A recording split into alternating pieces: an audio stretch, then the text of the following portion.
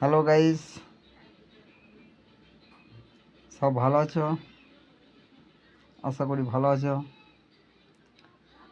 আমার বাড়িতে দুটো গাই আছে, যেটা শুভেন্দু অধিকারী বলেছে যে গোমাতা।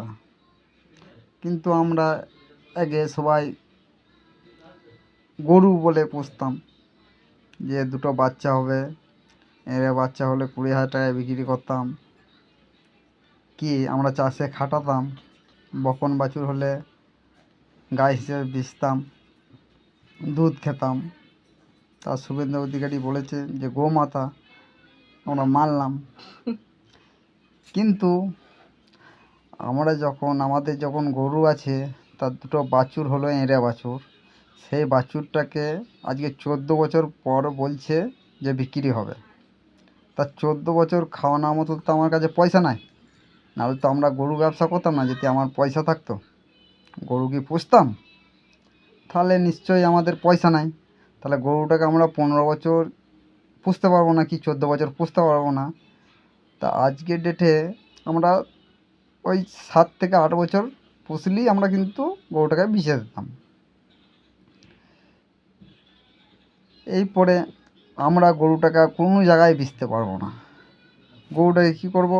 ওই এঁড়ে বাছুর দুটোকে আমি এই শ্রাবণ মাসে ছেড়ে দেবো বাবার নামে, যেটা আমরা হিন্দু শাস্ত্রে বলি ভগবান শিবের বাহন। তাহলে আমরা ষাঁড় হিসেবে ছেড়ে দিলাম। তা আজকে মানুষের ফসল লাগাইছে, সেই ফসল ওই গরু কিন্তু খেয়ে নিল। এঁড়ে বাছুরগুলো আমরা ষাঁড় বলে ছেড়ে দিলাম বাবার নামে, ভগবান হয়ে গেল, শিবের বাহন। তা সেই ষাঁড় হতে হতে আজকে বাঙালির ঘরে প্রত্যেকটা মানুষ 100%-এর মধ্যে 99 মানুষ গরু পোষে। তা সেই গরু একটা করে ছানা হয়, এঁড়ে বাচ্চা হোক না বকন, সেই গরু বেচতে পারলো না, সেই এঁড়ে বাছুর হলে ছেড়ে দিল বাবার নাম করে। তাহলে আজকে পশ্চিমবঙ্গে ফসল কিন্তু লাগাতে পারলো না, সব খেয়ে নিল। ওদের খাবার তো আর কেউ মুকেশ আম্বানি দেবে না, শুভেন্দু অধিকারীও খাওয়াবে না।